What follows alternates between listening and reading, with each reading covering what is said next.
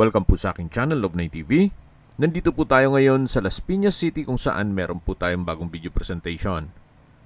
Isang income generating na property na 5-story building. Ito po ay mixed use. Meron pong 6 commercial space sa first and second floor. Then ang third floor, fourth floor at fifth floor ay residential. Sa fifth floor po ay meron pong cell site. Ang monthly income po nito ay 170,000 pesos. At tungkol naman sa dokumento, ito'y titulado, buhay po ang may-ari, kaya wala po kayong maging problema sa documentation o sa transfer ng title.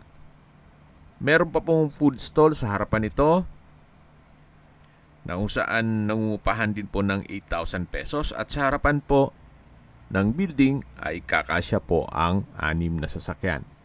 Nandito na po tayo sa third floor. Ito po yung residential area kung saan yan po yung living area. Then ito naman po yung dining area.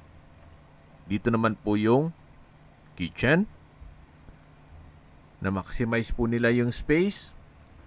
At mula po dito sa dining area, dito naman po yung mga kwarto. Ang full video presentation po ay mapapanood nyo sa aking main YouTube channel na Love9 TV Official. Yan po ulit yung living area at yan po yung main door. Dito naman po yung access door na papunta naman sa hagdan going to 5th floor. Binebenta po ito ni owner sa halagang 29 million pesos. Kung interesado man po kayo dito sa property, tawag lang po kayo sa aking numero. Maraming salamat po.